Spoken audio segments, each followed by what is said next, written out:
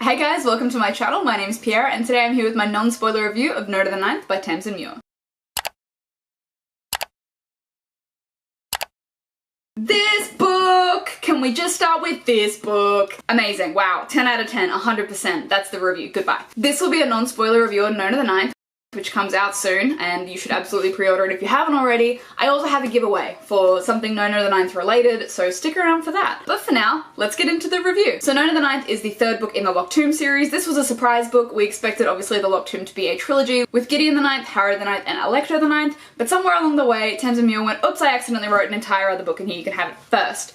So here we are with Nona. And it's obviously still a continuation of the Locked Tomb series. It's not like a complete sidebar, but it does introduce a couple of new characters who are pivotal to the story, so it's totally fine. Absolutely obsessed. I was lucky enough to receive an early copy of this book from Pen Macmillan after I emotionally, I bullied them on TikTok. And so I read this book so quickly. Apart from palming the child off, this is all my life consisted of. I've read it 3 times now. And honestly, I'm probably gonna read it again. And I'm so fucking excited for when the audiobook comes out. Excuse my French. I'm so excited for when the audiobook comes out because Muir is incredible. I need to take a breath. As I was saying, Nona the Ninth was written for fans of the Locked Tomb series, and I know that probably goes without saying, but if you loved Gideon the Ninth and you loved Harrow, you will love this book just in terms of it's like Tamsyn Muir went into our collective hive mind of the fandom and went, oh, so that's what you want. Here you go. But with the side of, I'm gonna stab you in the heart while I give you what I want and you're gonna thank me for it.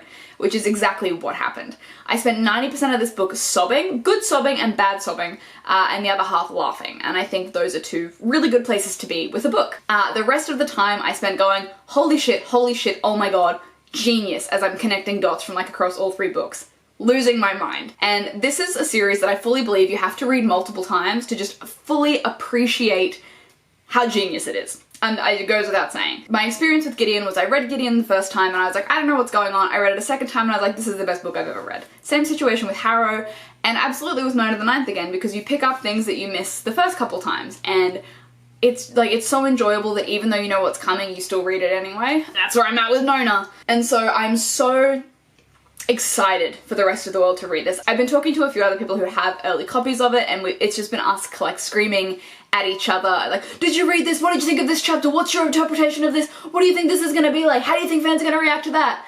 A lot of it is just gay panic and screaming, which again, fine. And I realized by this point that I'm rambling and I have a 2.5 minute video of me saying absolutely nothing, but also the same sort of thing is abso-fucking-lutely read this book, read the series if you haven't already, pre-order Nona because I have a pre-order incentive for you. Thanks to the guys at Pen Mac, they have gifted me a bunch of signed book plates from Tamsyn Muir herself. And so I have a bunch of those to give out, but there are stipulations. The stipulations come in 2 parts. One is for me, one is for them. To enter this giveaway, it is Australia and New Zealand only. Sorry, but also not sorry because we never get the good stuff, and here we are getting the good stuff, so up yours, rest of the world. I would like to personally hear your crackpot theories for Nona the Ninth, and if you've read it, don't do it, because that's just rude. But I want to hear your crackpot theories for Nona the Ninth. I want to know what you think is going to happen in Nona the Ninth.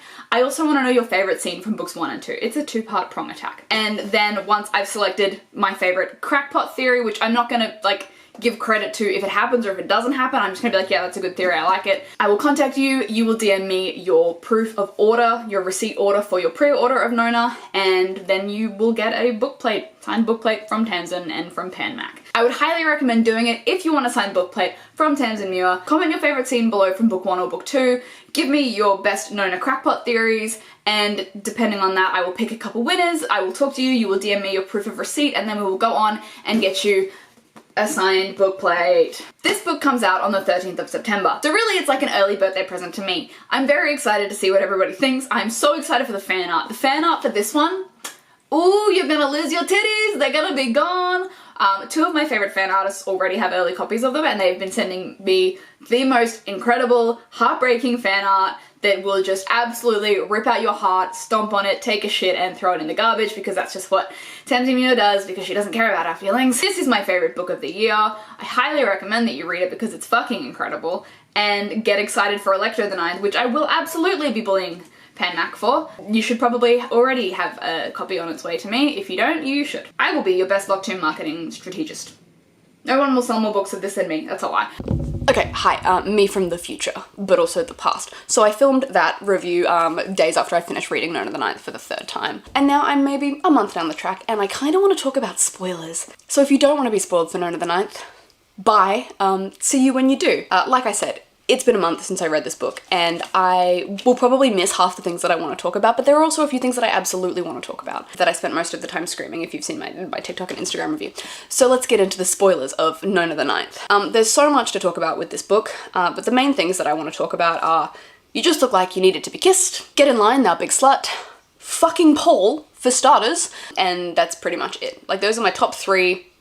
What the fuck? So let's start with, obviously, Nona. Nona, who is technically Alecto. Alecto, who is technically the soul of the earth. And as much as I love Tamsyn Muir and I think she's fantastic, none of that shit mattered to me anymore, because I fucking love Nona, and more importantly, I love Camilla Hecht. And on top of Camilla Hecht, I love Pira Duvet. Best favorite cast.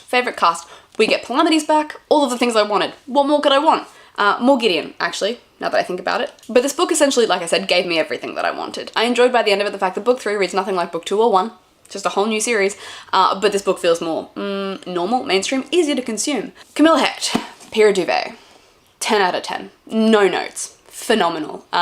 Devastating, but not as bad as I'd expected. I did expect Camilla to die. Very glad that she didn't, really. And Pira Duvet, I would lick the ground you walk on. I find it interesting that all of the things that this was marketed as, really not important. Nona's birthday party, irrelevant. Noodle, kind of not important. But we do find out so much more about the world. We find out about how we got to where we are. So obviously, God was just a dude. He was just a science nerd with his friends and was like, hey, look, I don't want to freak you out, but look what I can do. So as much as I enjoyed God's chapters, I also didn't really care about God's chapters. So I just wanted to get back to Nona and her story and all of the above. I didn't really care about Hot Sauce and the gang. I understand what they were there for. I just couldn't care less. I couldn't care less about Nona's whole school situation and the messenger. I didn't care. I just wanted to get back to Corona and to Camilla and to Judith. And then naturally, Prince Kiriona. As if. Turns out Kiriona also means Gideon in Māori, so that's fucking brilliant. You just look like you needed to be kissed. I understand why Gideon is so shitty throughout the book. Not the fact that she's been murdered and that she's got speed holes, and not the fact that she's been forced to live with dear old dad and fucking Ianthe after having lost her necromancer. She's just having an all-around shitty time, and then she wakes up and she sees Harrow, technically Harrow's body, kissing her on the mouth. And then she goes, wait a minute, who the fuck are you? Imagine Gideon's first kiss. Imagine your first kiss being from the girl that you love's lover. You know what I mean? That's gotta hurt. So I think that was the highlight of my life. I love Nona. I love Nona. Just all of the things about Nona. I love her. I'm so interested to see what book 4 is gonna be like. And let's get to the thing that hurts the most, Paul. Paul, yep. I didn't want Camilla or Calamities to die. That was non-negotiable for me. It shouldn't happen. Paul, it sits well with me because that's perfect lictorhood. They've achieved what they wanted to achieve. That's the end game for them. I miss Camilla and I miss Calamities and the kissing on the knuckle and the warden. I am so relieved. Yo, that whole relationship for me, that whole relationship. I don't fully understand it, but I'm down for it. I'm down bad for it. I fucks with it. And I mean, realistically, that's pretty much all I have. Gideon has a cousin. Pash. Pash is hot, naturally. Corona is there. I'm interested to see what Corona's game is. We get Babs back. You fucking legend. Yeah, shit. I mean, so good. So good. I don't know where to start. And obviously, the epilogue, weird, right?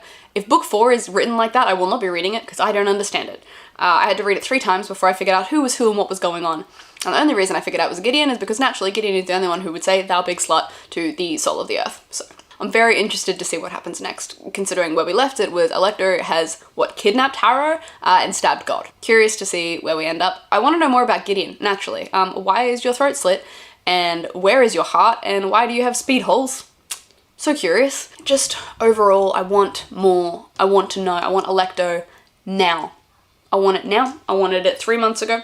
I wanted it a month ago when I finished this book. That's all I have for my ramblings. Like I said, I read it a month ago. I'm still absorbing, and I'm sure I'll have more things to talk about when it comes out, and everyone else can talk about it with me. Anyway, if you read Nona, I assume, since you've stayed for the spoilers, let me know what you think in the comments down below.